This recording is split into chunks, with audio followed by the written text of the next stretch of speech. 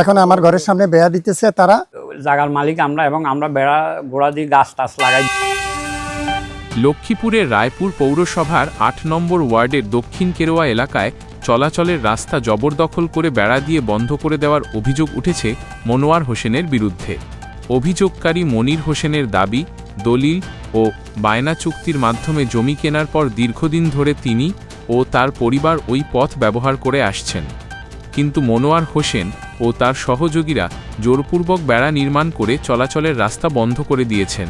তিনি আরও অভিযোগ করেন, এই বিষয়ে প্রতিবাদ করলে তাকে প্রাণনাশের হুমকি দেওয়া হয় এবং তার পরিবারের সদস্যদের মারধরেরও চেষ্টা করা হয়। মনির হোসেন জানান, রাস্তা বন্ধ থাকায় তার সন্তানদের স্কুল কলেজে যাতায়াতে চরম দুর্ভোগ পোহাতে হচ্ছে। সমস্যা হচ্ছে আমার এই জমিটা মনোয়ারের জমির মালিকানা নাই, কিন্তু তার বাবার নামে খতিয়ান নামে থাকাতে অনেক জমি আছে তাদের, কিন্তু সে আমার এই জমিটা বারবার সে বারবার দখল করে, কিন্তু জমিটার মালিক হয়েছে আনোয়ার এবং কি মন্তাজমি, আমি কিনা সূত্রে মালিক।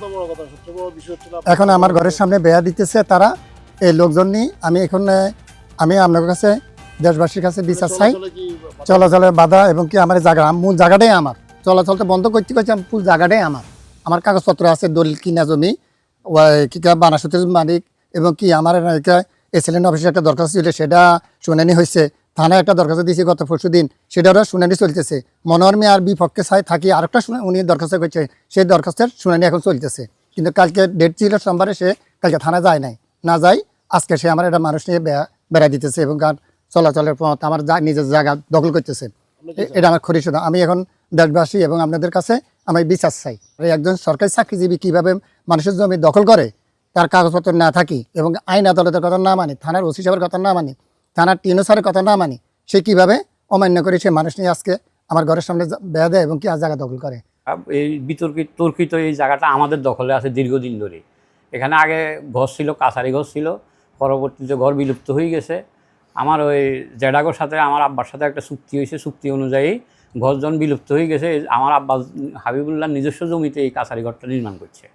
পরবর্তীতে এই জায়গার মালিক আমরা এবং আমরা বেড়া গোড়া দিয়ে গাছ টাছ লাগাই, দীর্ঘদিন এই জায়গাটা খাইতেছি, দীর্ঘদিন এটা আমাদের দখলে আছে।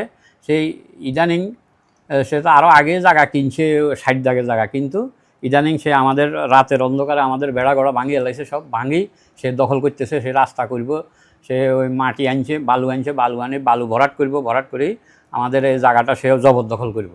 মনোহরে আমার মনোহরে আমার মারতে ইয়ে ঠ্যাং ভাঙতে ইয়ে আমি কাছারির জমি বেচছি, কি 1 ডিসিম হাইছি, আমি 1 ডিসিম বেচছি।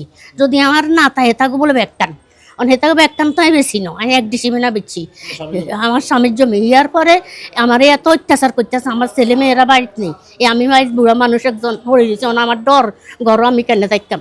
ইয়ার পরে আমার সারা বাড়ি দিয়ে আমার আর কি একজন কিনছে 4 ডিসিম 2.5 ডিসিম, কারণ হেতার হুইর ভাঙছে, হেতার মনোয়ারের হেতে আর জমিতে লিখায় এগিনিলেই ভাষারও জানে, ইসুবও জানে। তারা মাপি দিছে হে মনোয়ার বউ ফিলার টিলার সব ভাঙি এলাই দিই আবার দখল করছে। এই 2 দাগে আমার কিলাইতে আইয়ে মারতে আইয়ে ধরতে আইয়ে আমার কেউ নাই বাবা।